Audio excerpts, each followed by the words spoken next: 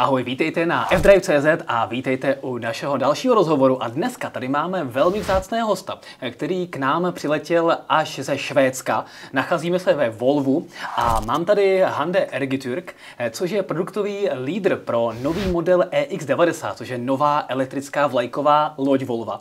A já tady mám tu vzácnou možnost se zeptat, jak vlastně takové uvedení EX90 na trh probíhá a co všechno to obnáší.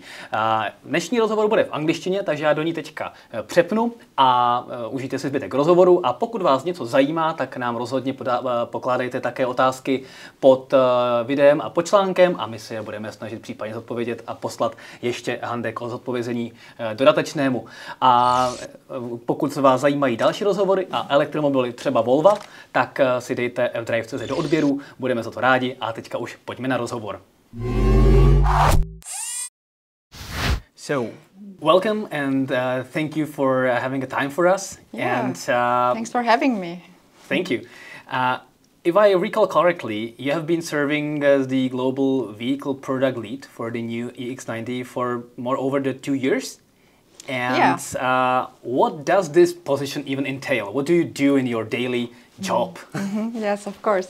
Well, the vehicle product lead, you could see them being the role that does the product management actually in its essence.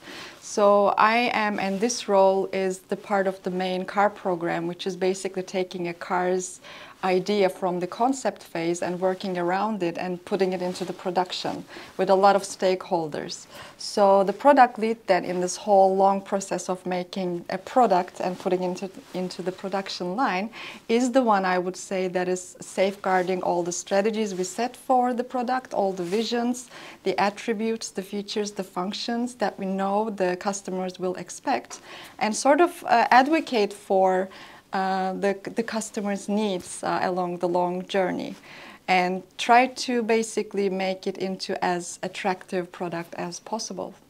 So you are the one putting everything together? Yeah, with a larger team. With a larger team, of course, right? Yeah. And the EX90 was introduced in November 2022.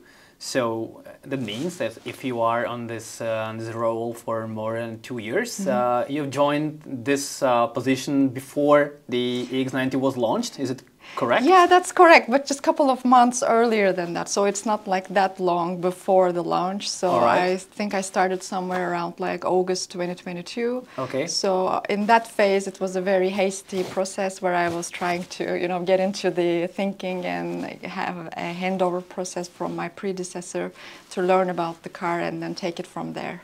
So you just basically, you were the one who was preparing the launch of the vehicle? Yeah, you could say that, because the product leads still have a lot of responsibilities during a launch phase, and also the life cycle management for the coming years as well. So there was still a lot to work on even then.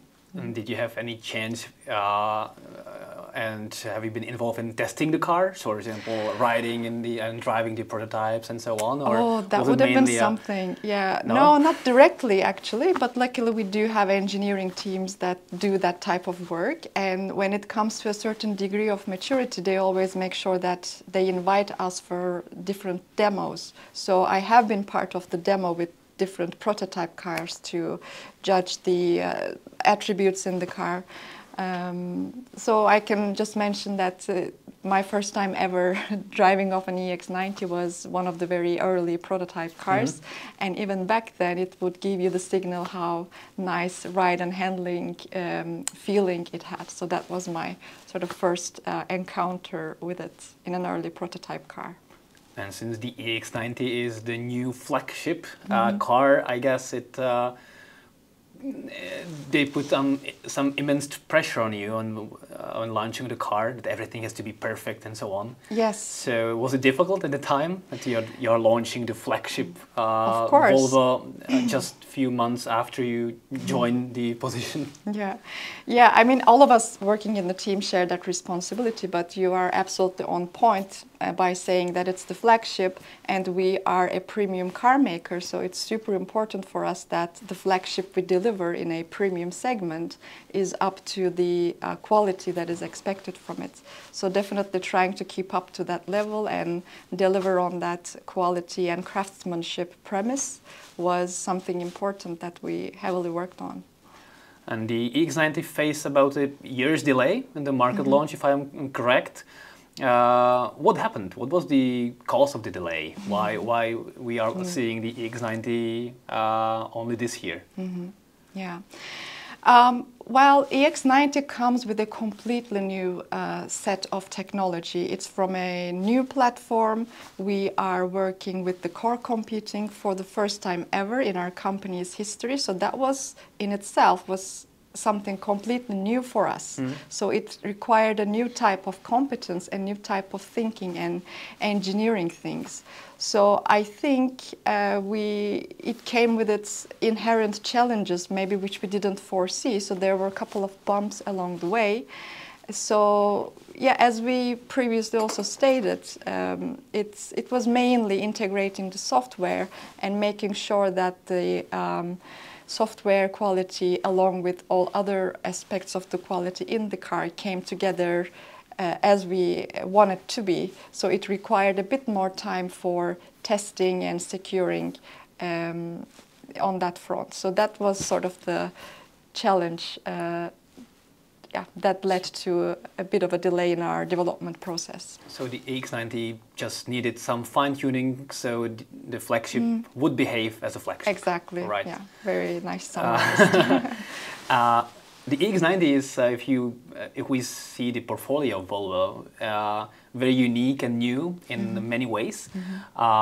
How do you see the global customer reception and the perception of the customers? How do they react globally? And I don't know if you can compare the regional differences, for example, how the car is perceived in United States, Europe, Asia, because it's different from the XC90, for example. Well, we are actually just starting with our customer deliveries, so I think the direct consumer feedback will come in the following months. But we have had different types of activations and ride events with the media, and I can say that the media coverage has been really nice and positive, and they tend to be our biggest critiques every now and then. So hearing all the positive reviews raining in from the media coverage, I think is a great sign for me that the EX90 will be highly liked by our customers as well. And also, when we have first launched our car, we have also opened up the order books, so it was possible to have orders of the EX90, and we, up to this day, still have our customers with us who are excitingly waiting for this product to this day. So that's another sign for me, telling that they are really fond of EX90 already since the reveal. Can you share any sales figures, if they are meeting expectations? Which one is the most successful market for the EX90 so far? Yeah, so actually we have opened up for sales in US and Europe regions, but looking globally, I would say there is equal interest in all three continents, like think of Asia Pacific and Europe and US. We have like the volume distribution quite equally, I would say, in all those three main big continents. I cannot share any volume figures or sale figures, but I can say that the demand remains quite strong for the EX90. And what's the production plan for the factory? I guess the EX90 is produced in the United States? Yeah, correct. So what is the production plan for 2025? For example, how many cars do you want to produce there? What's the capacity? Yeah, okay. I don't think I'm able to share any figures on that front, but we have the factory. We have been in production since April this year, and we will definitely continue in 2025 and in the coming years, ramping up to secure the demand and the volumes we foresee for different regions, which then will get cars from the Charleston factory. Was there any surprise where, when collecting feedback from the media or the customers regarding the EX90, something which surprised you? This is a bit personal story, but I actually had like a US customer that reached out to me over social media right after our 9090 event, where we have sort of relaunched the EX90 together with the XC90. And their intention was to celebrate and congratulate us, but then they also pointed out two things which they thought we haven't really sort of amplified on enough. One of it was that how good a performance this car has, like that wasn't much mentioned, and also how Volvo has been a company with almost 100 years of presence in the market, and we know how to manufacture cars, we know how to have good fit and finish in the car, so it's not like a new electric startup. So that is also seen to be a quite strong aspect for our brand. So it was really interesting and surprising to have that feedback from an actual customer. Then it also gives you the impression that there is a really strong brand perception for Volvo amongst our customers. And EX90 was going to be their fourth EV in their household, so that was also very interesting to hear, something that they were excitingly waiting for. Okay. So. Do they have already the EX30 as well? We should ask them. I didn't get any information on that. Well, the EX90, since it's the flagship, so you are entering the segment where the other competing manufacturers are with the electric cars. They usually started with the flagship cars on their electric platforms, and now they are moving onto the less expensive cars. So I guess you've clearly defined what are the differentiating aspects of the EX90 for opposed to the competing cars. So if you shall say 2-3 things which differentiates the EX90 from competing brands, why the people you think choose the EX90 over some competitors, what's the answer for that? Yes, sure. I think EX90 has many unique selling points and strong features in itself. It is, first of all, born smart and software defined. It's fully electric and it's connected. It's designed in such a way that it will get better with you, for you, with the regular over-the-air updates. And it is a large SUV, but it's a true 7-seater. The comfort and ergonomics is there for all rows and for all passengers, but without compromising on the interior spaciousness and the versatility. And even though it has the typical SUV profile and it's a large car that gives a very good performance and range, even though it's a large car, it has a very good range in it. So we have a really good aerodynamics and range efficiency offer for it. All right. And also you always emphasize the ride quality, right? So, so this is something you are trying also to establish yourself, that the ride quality and the underbody and everything is very fine-tuned. Definitely. Oh yeah, it's superior ride comfort in it. Okay. And it's our quietest cabin we have ever engineered to date. So there are a lot of, it has a very human-centric technology that is hidden, that's there to empower you, not outsmart you. We are working with a lot of tech partners to give the best of the technology to the customers. So there are a lot of elements, that's making it unique. All right. Volvo always stands out for safety, and what really is interesting is the LiDAR right on the roof, which is for a European car is quite unique. We saw it on some Chinese cars, but no other European car, if I'm not mistaken, has this feature. Why did you why did you decide to put it there, and what are the benefits of putting it there above the windshield and not in the standard position, for example, on the front of the car?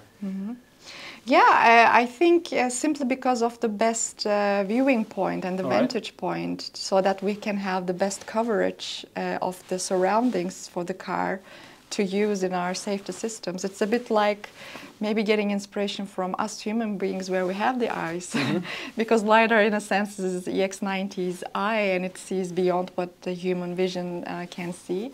So instead of having our eyes on the knees, so to say, just to have some comparison, we wanted to have up above the roof line for the best angle and viewing position. And connected to LiDAR, a few years ago you announced a plan for the mass data collection from users from the Luminar LiDAR and other sensors to improve the functioning of the autonomous driving. Is this already happening? Are you like collecting the data to really introduce the level 3 or level 4 or 5 autonomy in the future from the LiDAR? Which is based on, which is placed on the EX90? Yes, well, definitely EX90 is a car that is hardware prepared for the future of autonomous drive. So, and we are continuing on gathering and collecting data both in Europe and US. So that's in the making, that's still in the collection process. We haven't really started with our testings yet. But when we have the necessary regulatory approvals and when the right conditions are met, our intention is to start the autonomous driving testing with EX90 in California in near future. And then of course eventually we want to be able to roll it out to more markets, maybe starting with Europe after that. Also again depending on how the regulations in the continent goes, and right road conditions are there, which are typically the highways. Right. It's a good start for AD testing. So that would be level 3 autonomy, I guess. We don't actually use that level differentiation. I think from a Volvo car's perspective, we like to put it in a way to say it's either supervised or unsupervised. It's either hands-on or completely hands-off. Right. So in our language, in our way of communicating AD, then it would be having an unsupervised driving, where the driver can completely release their hands and sort of like leave the driving task to the car, but only to be ready to be able to come back to the driving task when necessary. So that's like the level we want to achieve with our autonomous driving offer. Okay, so the California will be first, and maybe some European countries. Yeah, eventually will be rolled out. That's what we are working on. That would be interesting. Yeah, definitely. Also, regarding the architecture of the EX90, you're still using the 400 volt architecture for the battery and the whole system. Why have you decided to use the 400 volts as opposed to 800 volts, and are you gonna update the architecture in the future, or is it not necessary from your point of view?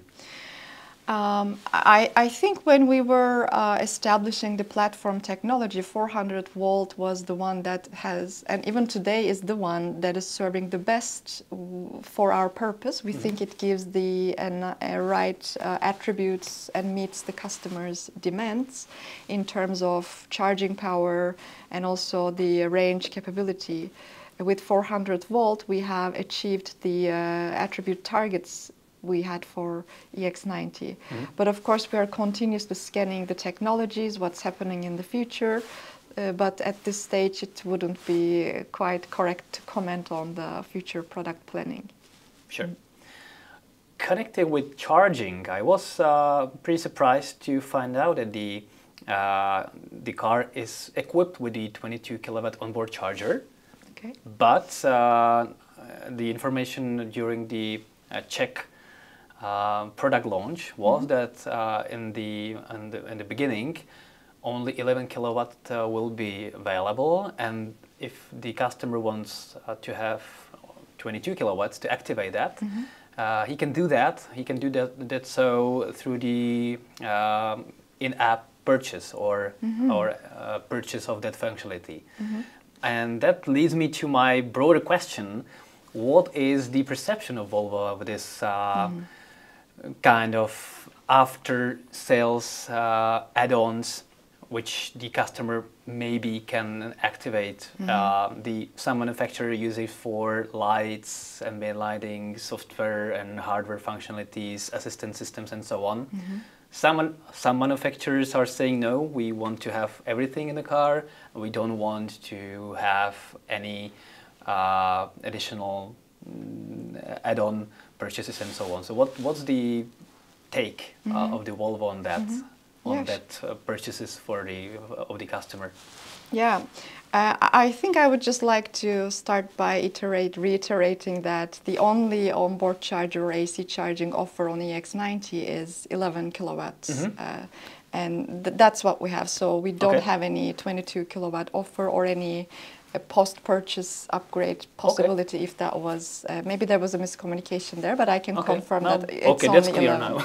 But having said that, we are definitely looking into what we call as the software offers or software upgrade possibilities, because our car is capable of a very it has the intelligence systems in place, and it has a capable hardware. So, but when we do those type of offers, we will definitely make them so that it meets the customer's expectation, and it adds value to their life. So it's not something that they would maybe expect as standard in the car and now all of a sudden became an upgrade. We will do that division very intelligently, and we'll only offer tangible value-adding things as a soft offer or post-car purchase upgrade possibilities, or maybe even subscription models or one-time purchase.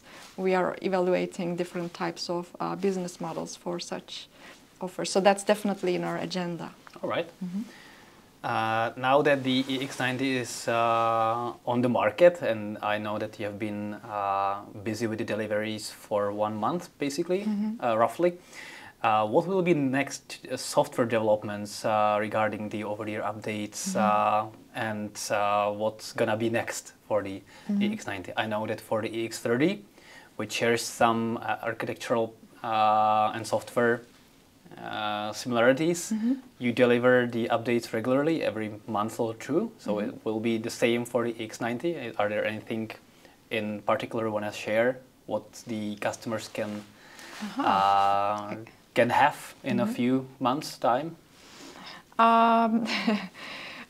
Definitely. I mean, it's a car that's get better with you. It has the over-the-air update capability. Our intention is that the car should get regular updates every 6 to 8 weeks, but then coming back to your EX30 reference, almost every month getting an update. We don't foresee that frequency, but that might as well happen. So it's all need dependent. The car is capable for that. We have a quick engineering loops in the company now, thanks to the core system, so we can actually make much faster. Definitely we have a long list of improvements and additions and feature additions to the car, and I think those will be mainly within the safety domain. There we will see improvements in the safety functions. We can expect things in the charging domain. We can also expect things in more like the user experience domain, like more things about the car's settings and more maybe customization possibilities. One very tangible one, which we also announced back in the 1990 event almost a month ago, is the Abbey Road Studio Mode, for example. That will become a part of the Bowers & Wilkins premium sound offer. So there it will be a sweet addition, which is something we're expecting during 2025. All right, that will be interesting. Recently, Volvo launched also the new XC90, which can be perceived as an internal competitor to EX90, which is electric. XC90 is a combustion engine car and a hybrid car. How do you see the positioning of the both cars regarding the internal competition, which will Will it hurt a little bit for the EX90? No, not necessarily. I think we now have two very elegant seven-seater family SUV cars. But when you're thinking about the EX90, maybe it's more for the people that are not fully ready for the fully electric car yet. Mm-hmm. Maybe they want a backup plan and maybe worried about the charging infrastructure, have range anxiety, etc. So I think EX90 will be absolutely appealing for them. Or EX90, I mean. But EX90 is then for more the progressive types, the type of consumer that is now ready to embrace a fully electric life. They have the infrastructure for it, and they also have this appetite for owning a car that gives them the highest level of technology. Like there I also see a clear difference. I don't see EX90 necessarily as a fully electric version of EX90. But when you are coming to EX90, you are also taking a big leap, or now getting a product that is highly intelligent and it has the new level of technology in it. Mm-hmm. So it will also be a new type of experience, a car ownership experience.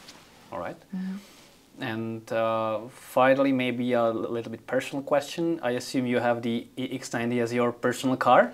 Oh, not yet. Not sadly. yet. Okay. No, hopefully in the future. So what are you driving right now? I'm expecting my EX30. Okay. So I think it fits more for my life situation and for my needs. But I'm definitely taking every opportunity to book an EX90 from the company and try it out and spend as much time with it as possible. Mm-hmm. Definitely. Great. So fingers crossed for the EX90 having a good result on the market. Yes. And thank you for having your time, taking time, and thank you for the interview. Thank you. Thanks for having me. Great. Thank you.